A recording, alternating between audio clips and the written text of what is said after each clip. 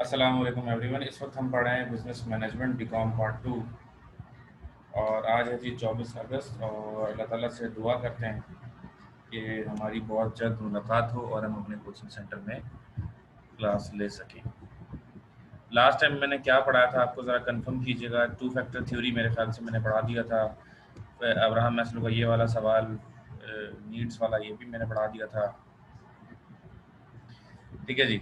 What is motivation and what is importance, what is its importance to be a manager, ज़रा confirm कीजिएगा ये मैंने पढ़ाया है नहीं, से येस और नो। तो फिर हम अगले सवाल की तरफ चलेंगे अगर ये पढ़ा दिया मैंने आपको। जी, what is motivation and what is its importance to be a manager, please confirm करें।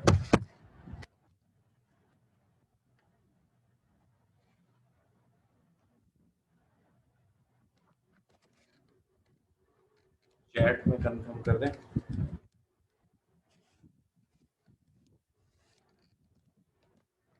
वाह,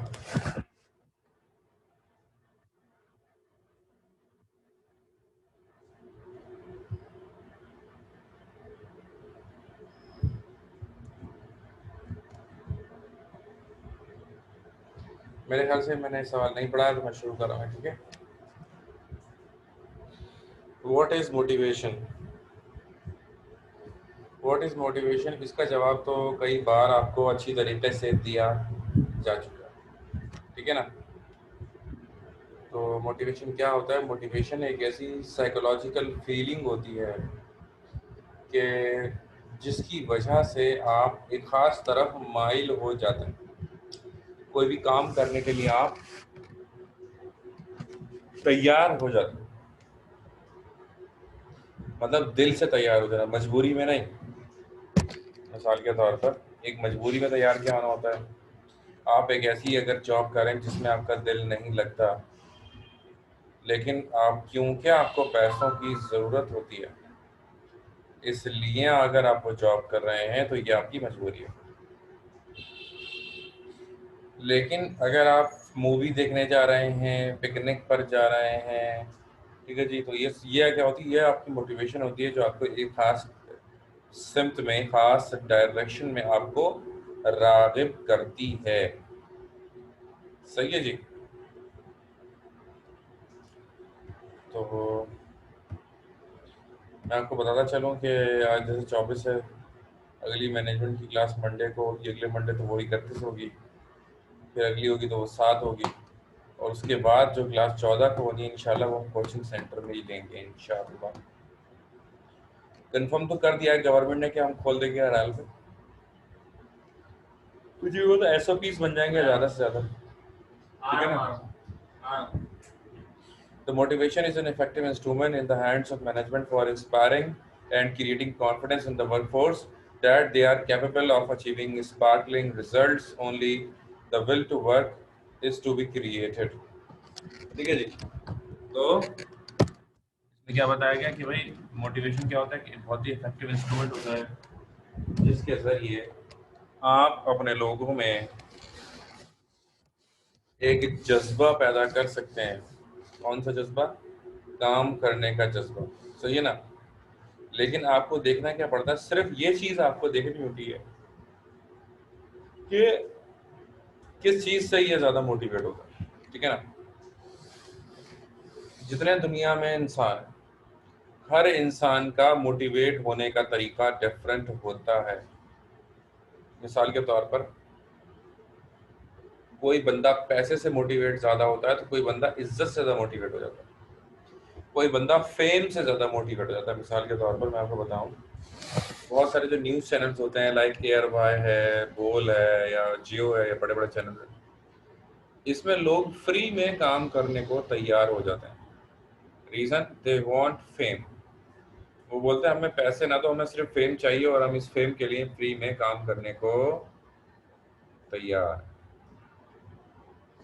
ठीक है ना। अजीब व गरीब लोग हैं भैया, फ्री में भी काम करने को तैयार हो जाते हैं। अच्छा जी। तो कुछ पैसा चाहते हैं, सिर्फ पैसा। बोलते हैं बस सिर्फ पैसे मिलेंगे, हम जो कोई भी काम करने को तैयार हैं, पैसे अच्छे मिलने चाहिए। कुछ बोलते नहीं, ना पैसा ना फेम, हमें चाहिए रिस्पेक्ट, हमें इज्जत मिलेगी हम काम करें। तो आप जिस बंदे से आप काम लेना चाह रहे हैं, पहले आपको ये कंफर्म करना होगा कि ये बंदा किस चीज़ से मोटिवेट होता है। फिर वो बंदा जिस चीज़ से मोटिवेट होता है वही चीज़ आपको उसको प्रोवाइड करनी होगी। जब वो चीज़ उसको मिलेगी जिसके ज़रिए वो मोटिवेट होता है, तो डेफिनेटली वो फिर आपके लिए काम करना शुरू कर देगा। ठीक है जी।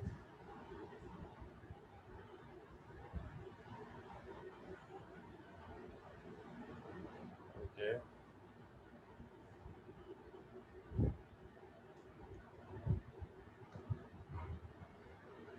Motivation is an effective instrument, आपने सुन लिया। Thus, every superior in the organization should motivate his subordinates for the right type of behavior. The need for motivation in an organization may be summed up as follows. यानी कि हर senior की ये जिम्मेदारी है कि वो अपने जूनियर्स को हर मुमकिन तौर पर मोटिवेट करने की कोशिश करे कि किस तरीके से इन्हें मोटिवेट किया जा सकता है। अब सबसे पहला तरीका क्या है जी? Helps in realising organisation goals. यानी जब एक बंदा मोटिवेट होता है तो वो उस इदारे से, जिस इदारे में वो जॉब कर रहा होता है, वो उस इदारे से मोहब्बत करना शुरू कर देता है। तो जब मोटिवेशन के साथ जब कोई बंदा काम करता है तो इदारे को ज़्यादा प्रॉफिट होता है तो वो ज़्यादा खुश होता है, कम प्रॉफिट होता है तो कम खुश होता है, और अगर लॉस होता है तो वो उदास हो जाता है। वालेकुम अस्सलाम। ठीक है जी, गलत है। तो ज़्यादा प्रॉफिट होगा तो वो ज़्यादा खुश होंगे। कब? जब मोटिवेशन होगी। ठीक है ना?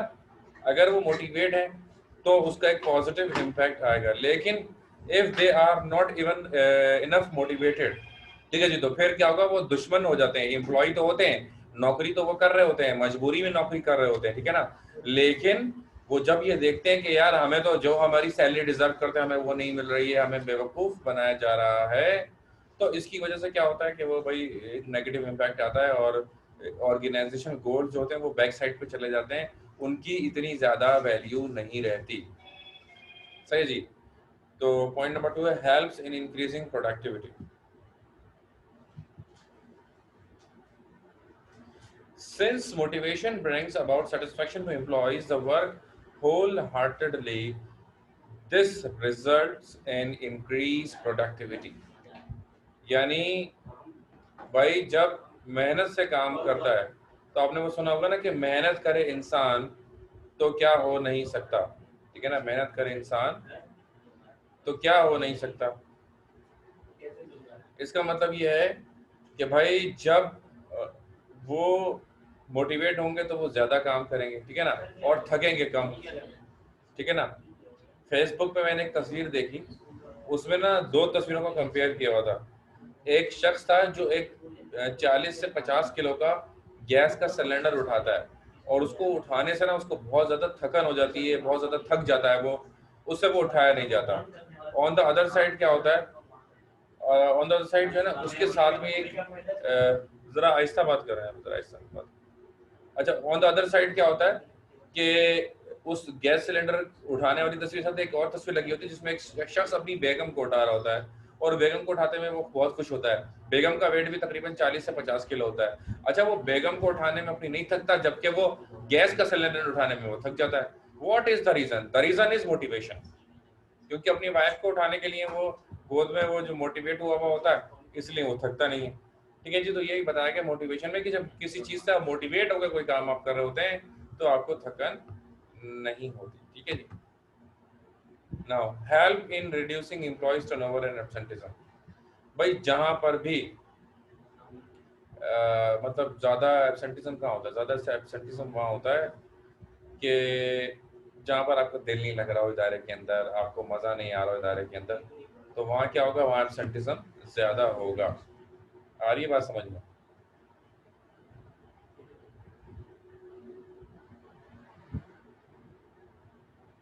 असल में बारिश हुई है, नेट थोड़ा सा डिस्कनेक्ट होता है, कभी कभी सिग्नल स्लो हो जाते हैं, Although I am on the third floor and it is open area, तो signal should be all right, but बस अल्लाह मालिक है, क्या करें जैसे भी सिग्नल आ रहा है। और अपने मैं निम्रा आपका सवाल मैंने पढ़ लिया, मैं अभी आपको जवाब देता हूँ। तो help in maintaining absenteeism and reducing absenteeism and employ turnover. देखें, मैं कोई भी बंदा स्टेट बैंक में जॉब पे लगता है, कोई भी बंदा स्टेट बैंक में जॉब पे लग जाए, अब जिंदगी में कभी कहीं नहीं जाएगा, वो हमेशा वहीं पर वो बैठकर वहीं जॉब करेगा स्टेट बैंक में। क्यों? क्योंकि the job of state bank is amazing. सबसे बेहतरीन जॉब जो है उनमें से एक है स्टेट बैंक की जॉब, ठीक है। अच्छा, लेकिन अगर आप किसी छोटी मोटी प्राइवेट जॉब में लगते हैं तो फिर वहाँ क्या होगा, आपको जल्दी उससे बेहतर मिलेगी, आप फौरन छोड़ देंगे। प्राइवेट बैंक में आप देखें, जो प्राइवेट बैंकर्स होते हैं, आप उनसे पूछो मैं एमसीबी में था, फिर एचबीएम में था, फिर एच यूं था, फिर यूं था, यूं था, वो रंग बिरंगी दसियों उसने बैंक बदले होते हैं, लेकिन स्टेट बैंक वाला हमेशा बोलेगा मैंने जब ज्वाइन किया स्टेट बैंक में था, आज तक स्टेट बैंक में हूँ, स्टेट बैंक में रहूँगा, स्टेट बैंक से रिटायर होऊंगा। तो ये चीज़ होती है जी मोटिवेशन। क्यों? क्योंकि वो सारी चीज़ आपको देता है, स्टेट बैंक जॉब की ज़रूरत होती है, तो you will be motivated enough, right. Next is helps in maintaining good industrial relations. Helps in maintaining good industrial relations. A proper system of motivation reduces friction among the employees and between the employees and management. This results in good industrial relation between the management and the employees. यानी जब motivate होंगे तो झगड़े कम होंगे, ठीक है ना। मिसाल के तौर पर अगर किसी शख्स को गुस्सा आ रहा है, अगर किसी शख्स को गुस्सा आ रहा है और आप उसको कोई भी एक आध तंज मार दें, आप उसको, उसकी हट जाएगी, वो आग बगोला हो जाएगा और वो आप पर बरसना शुरू कर देगा, ठीक है ना। ऑन द अदर हैंड, अगर वो बंदा खुश है, आप उसको 10 तंज मारते हैं लेकिन वो आपके तंज को इग्नोर कर देगा और उसे गुस्सा नहीं आएगा। तो मतलब क्या बताने का कि लड़ाई झगड़े फड्डे फसाद होने के चांसेस ज़्यादा कब होते हैं? लड़ाई झगड़े फड्डे फसाद होने के चांसेस जब ज़्यादा होते हैं, जब आपकी पहले से ही मतलब आप परेशान हो या आपको गुस्सा आ रहा हो, ठीक है। लेकिन अगर आप मोटिवेटेड हैं, तो जब आप पहले से मोटिवेटेड होते हैं तो फिर आपके फंडे फसाद होने के चांसेस क्या हो जाते हैं जी, ऑटोमेटिकली कम हो जाते हैं। Now the next is help in getting right personal. Attractive motivation schemes help in attracting highly trained and competent persons from external source. आपको पता है स्टेट बैंक के अंदर जॉब्स आई 15, ठीक है ना। 15 बंदे चाहिए थे, अप्लाई करने वाले कितने? 1.5 लाख। यानी 10,000 में से एक बंदा सिलेक्ट कर सकते थे स्टेट बैंक वाले। इतनी ज़्यादा लोग क्यों अप्लाई करा? क्योंकि लोगों को पता है एक बार अगर आप लग जाएं स्टेट बैंक में तो लाइफ सेट हो जाएगी। अच्छा, मैं आपको बताऊँ, बीकॉम के बाद भी स्टेट बैंक में लग सकते हैं। मेरा एक बच्चा है, असिस्टेंट डायरेक्टर है स्टेट बैंक के अंदर, बीकॉम मैंने उसको पढ़ाया था और आज वो स्टेट बैंक में असिस्टेंट डायरेक्टर लगा हुआ है। The reason is what he was very hard working. और आप सबसे मैंने कहा था कि अपने रिजल्ट के बारे में बताइएगा बीकॉम पार्ट 1 के, चाहे आप मुझे मेरे व्हाट्सएप पे प्राइवेट में बता दीजिएगा, ठीक है ना। खैर, तो next is help in reducing employees grievances. Employees grievances भी कम हो जाते हैं जब वो मोटिवेट होते हैं। और देखें ना, जब आप उनको मोटिवेट करेंगे वो खुद ब खुद, नहीं रेफरेंस से नहीं लगा, वो मेरिट पर लगा। He was very outstanding student और मेरिट पर ही होता है स्टेट बैंक में। जो इस बोर्ड्स वगैरह की स्कीम्स आती हैं, जो टेस्ट फॉलोड बाय इंटरव्यूज होता है, तो वो मेरिट पर लगता है, ठीक है ना। और उसमें बिल्कुल भी वो नहीं चलती, क्योंकि जो उसके पर्ची पे जो जॉब्स लगती हैं वो अलग होती हैं, पर्ची पर भी लगती हैं स्टेट बैंक में, वो अलग होती हैं। उसके लिए इतनी मेहनत नहीं करनी पड़ती। उसने टेस्ट वगैरह पास किया थर्ड पार्टी और फिर वो लगा है। क्योंकि स्टेट बैंक में ज़्यादा पर्ची आप चला नहीं सकते, क्योंकि सारे अगर फारिग आप स्टेट बैंक में बिठा देंगे तो हमारा मुल्क बैठ जाएगा। बहुत ही अहम जो है वो इदारा है। पर्ची पर छोटी पोस्ट पे लगते हैं, बड़ी पोस्ट पे कोई पर्ची पर नहीं आता। किसी का माइक, हफ्सा हफ्सा हफ्सा आपका माइक, हफ्सा आपका माइक खुल गया था, मैंने बंद कर दिया। अच्छा जी, अगला सवाल, compare Maslow and Herzberg theories of motivation. अच्छा, इसमें क्या किया गया है? इस सवाल में कंपेयर किया गया है फ्रेडरिक हर्ट्जबर्ग और अब्राहम मैस्लो की थ्योरीज को। Maslow's need theory, which was first publicized in 1943, postulated that the satisfaction of one need advanced the individual to a subsequent need. Most business writers mention 5 levels of need satisfaction in discussing Maslow's theory. Some scholars have pointed out that Maslow never intended his theory of personality to be a theory of worker motivation. Although this may be true, he did do consulting work in a business setting and attempted to adapt his theories to industrial use. अब इसमें क्या बताया गया कि भाई दो अलग अलग बंदे हैं, एक का नाम है अब्राहम मैस्लो और एक का नाम है फ्रेडरिक हर्ट्सबर्ग। अच्छा, यहाँ रुक कर एक बात आपको मैं जनरल नॉलेज की न्यूज़ की बात एक शेयर कर दूं कि आज से लेकर बुध तक बहुत शदीद बारिश होने वाली, तो घर पे बता दें कपड़े वगैरह ना धोएं इन दिनों में, बेहतर है। और यह है कि अपना ख्याल रखें, ज़्यादा लंबे सफ़र पर मत जाइएगा, ठीक है ना, क्योंकि शदीद बारिशों के इम्कानात मौजूद हैं।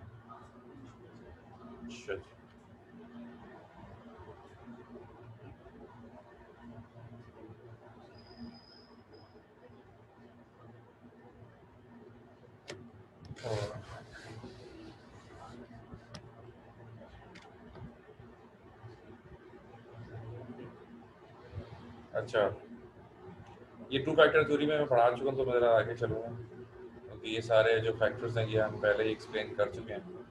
अब ये तस्वीर इस सवाल में बनानी होती है, ये सवाल 12 एग्जाम्स में आता है, और जब ये एग्जाम्स में आता है तो आपको ये वाली तस्वीर बनाना होती है जो कि इस वक्त आपकी स्क्रीन पर आप देख रहे हैं, ठीक है। तो लेफ्ट साइड पर जो है ये अब्राहम मैस्लो का, मैं ज़रा अगर लिख देता हूँ ताकि आपको थोड़ा आसानी रहे। This is Abraham Maslow and this is हर्ट्सबर्ग।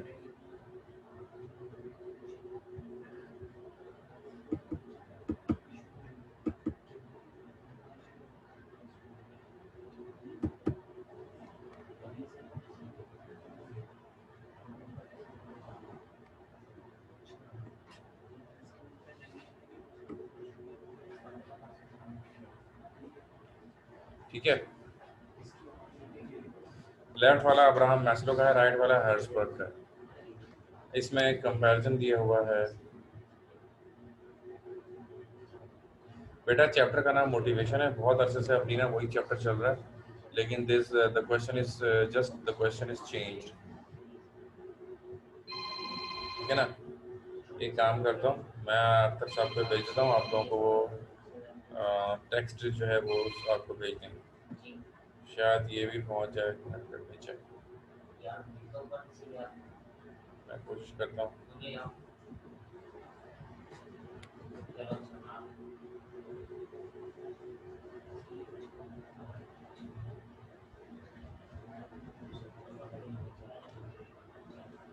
अल्लाह, अच्छा जी,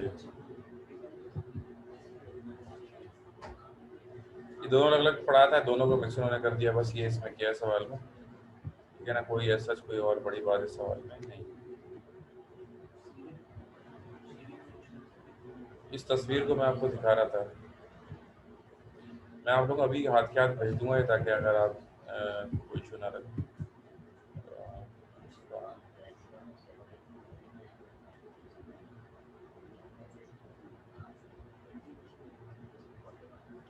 बल्कि मैं पहले भेज ही देता हूँ ना आपको, फिर वो बाद में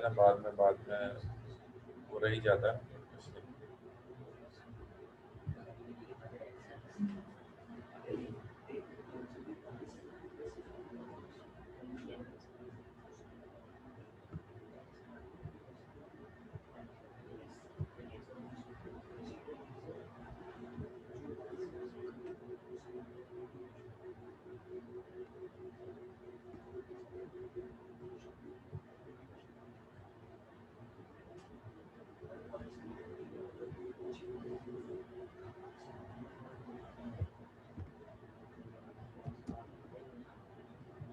मैं अख्तर साहब को भेज रहा हूँ।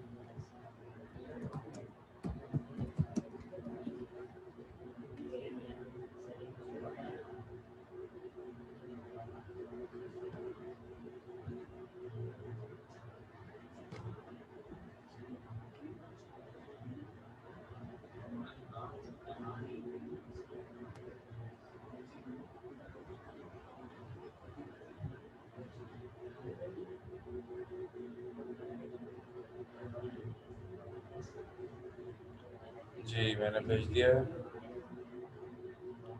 ठीक है, अब ये है कि वो आप लोगों को भेज देंगे पूरा।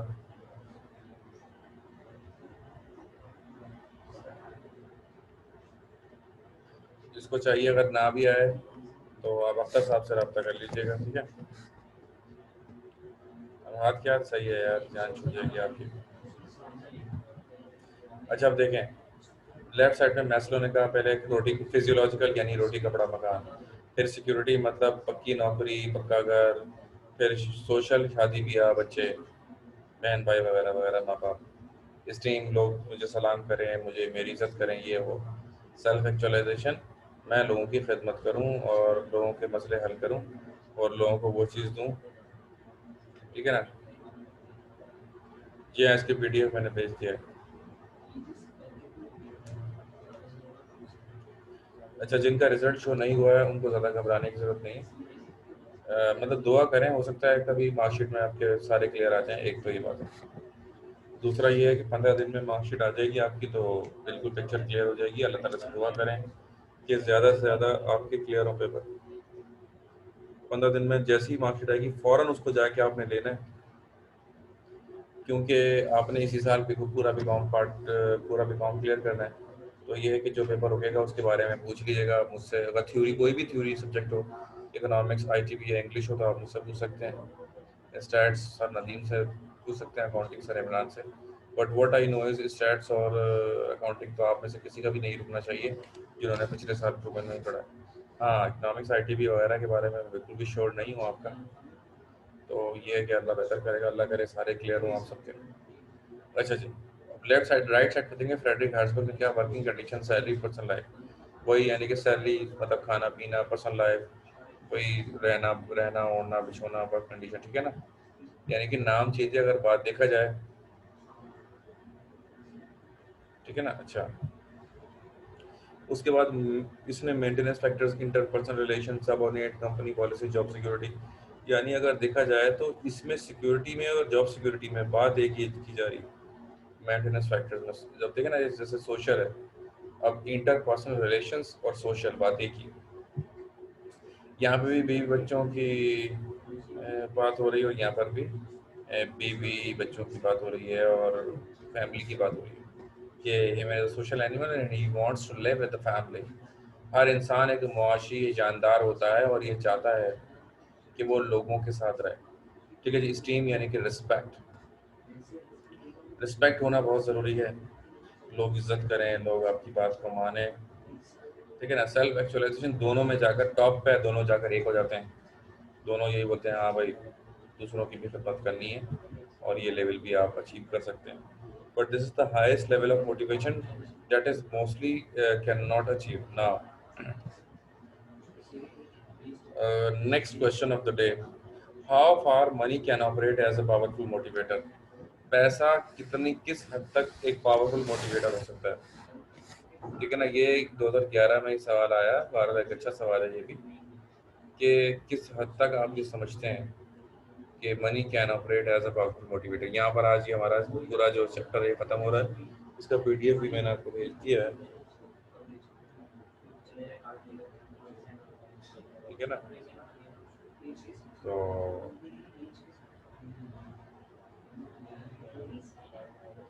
सर ने भेजा वैसे आपको, जरा यस और नो में बताइएगा, क्योंकि उन्होंने देख लिया तो हो सकता है भेज दिया। सर बल्कि हैं आए थे ऑनलाइन, सर चले गए।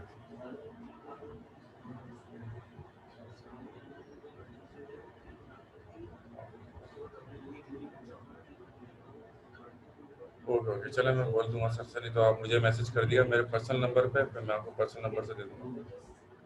अच्छा, तो मैं क्या कह रहा था कि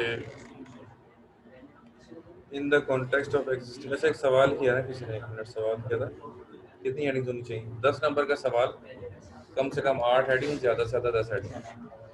हर हेडिंग में 3 लाइनों से ज़्यादा नहीं होनी चाहिए। ठीक है? In the context of existing economic system, money has become a means not only to satisfy physical need of daily life, but also of obtaining social position and power. A human being, ये human लिखा हुआ, it's human.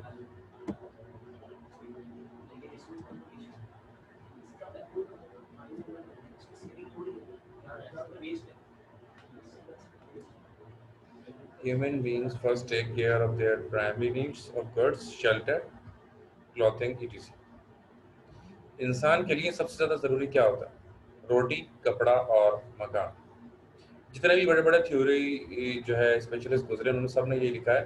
तो first of all, human needs goods, shelter, clothing, food, medicine. ठीक है ना?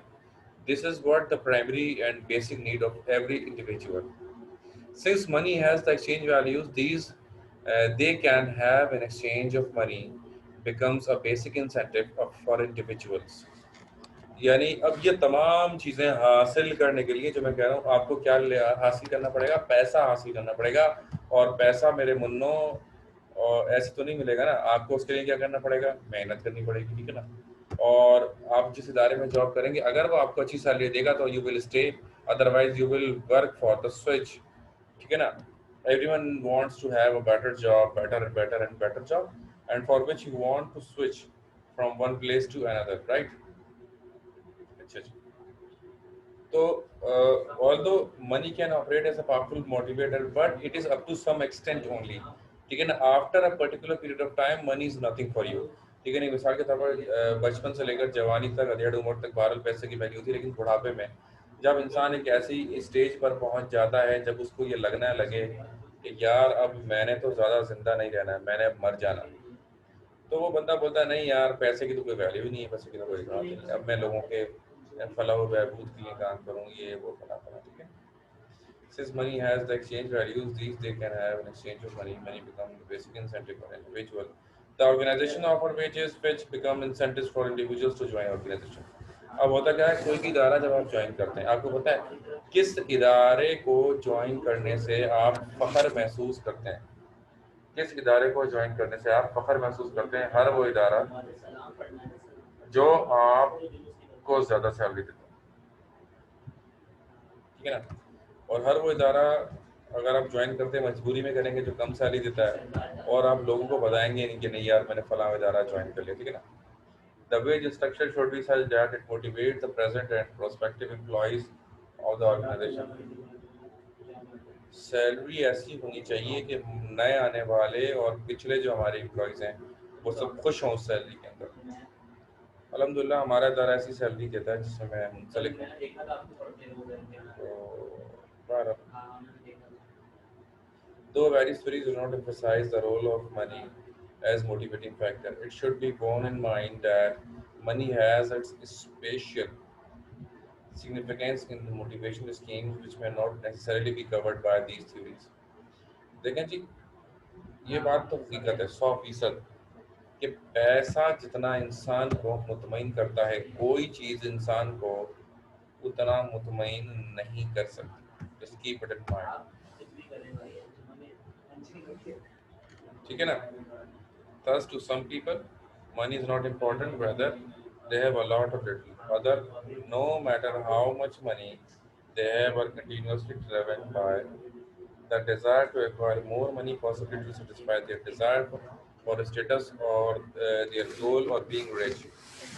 Each and self-actualization need respectively in terms of need hierarchy. Thus, money is a factor by which a person can satisfy his various types of need. Research indicates that that for some money can instrumental in satisfying esteem and recognition needs as well as the basic psychological needs.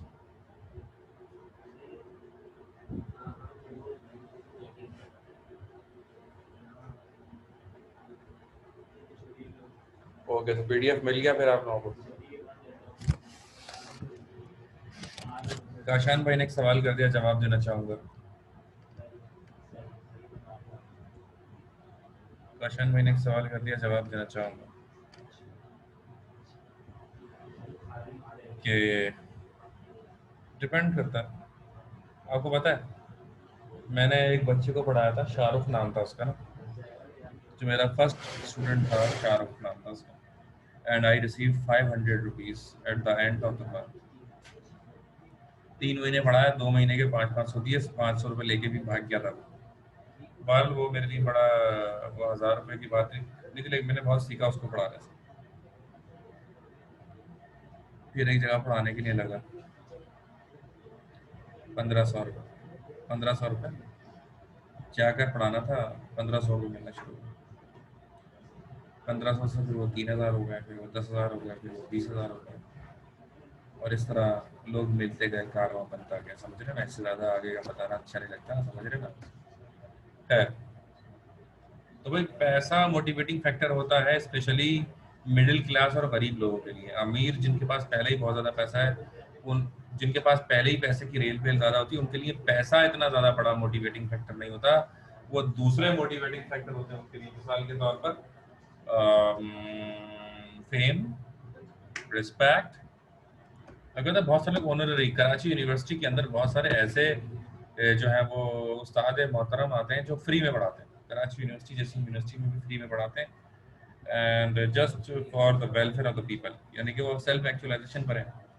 एक sir हैं, वो state bank में उनकी 35 लाख रुपए salary है। तो जब उनकी 35 लाख रुपए अपनी सैलरी है, तो फिर वो क्या जरूरत है भाई उनको, ठीक है ना, कि वो अब इससे क्या देगी यूनिवर्सिटी। यूनिवर्सिटी का रेट है 2,000 रुपये पर लेक्चर।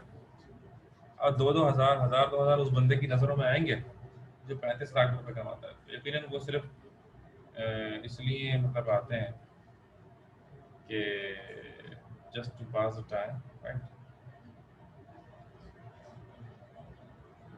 अच्छा जी,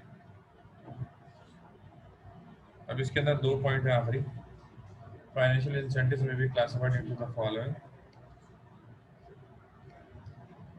financial incentives, individual financial incentive. This group of incentives includes all such plans which induce an individual to achieve the higher output to earn higher financial rewards.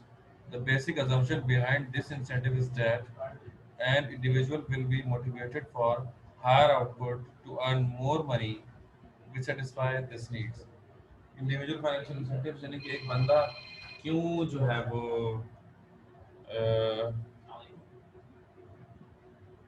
एक बंदा क्यों चाहेगा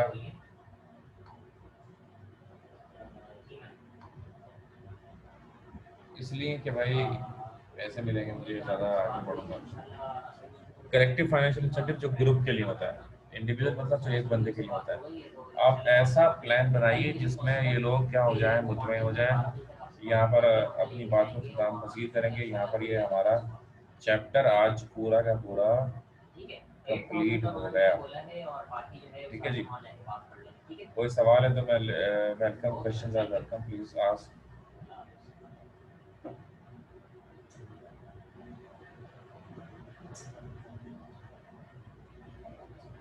कोई सवाल कीजिए।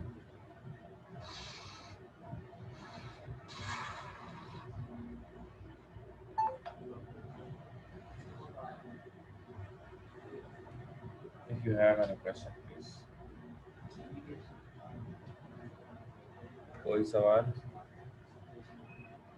सर पीटीसीएल के बारे में बता दिएगा कि वो प्राइवेट हो चुका है या नहीं। ओके। अब टेस्ट तो यार अब मैं आमने सामने लूंगा, मैंने देख लिया बहुत टेस्ट का बोल बोल के। अब ज़्यादा दिन नहीं है तो अब मैं रिलैक्स हूँ, क्योंकि बहुत जल्द हम मिलेंगे और हर हफ्ते हमारा कोई ना कोई टेस्ट होगा इंशाअल्लाह। सो डियर स्टूडेंट्स, ग्रैंड तो हो गई ना, ग्रैंड के पेपर होंगे बकायदा, 3-3 घंटे के पेपर लेंगे, लेकिन तकरीबन तो पढ़ाते हैं। उर्दू का भी ले लूंगा मैं, आपको उर्दू में भी थोड़ा सा गाइड कर दूंगा आखिरी में ना, ठीक है ना। 1 महीने में गाइड कर दूंगा, ये कर लो ये कर लो। अच्छा, तो पीटीसीएल का सवाल था। पीटीसीएल बिल्कुल प्राइवेट है, एतिसलात कंपनी है दुबई की। उसने आज से 2008 में मेरे ख्याल से खरीद दिया था, तो 12-15 साल तो उसको प्राइवेट हुए ही हो चुके हैं।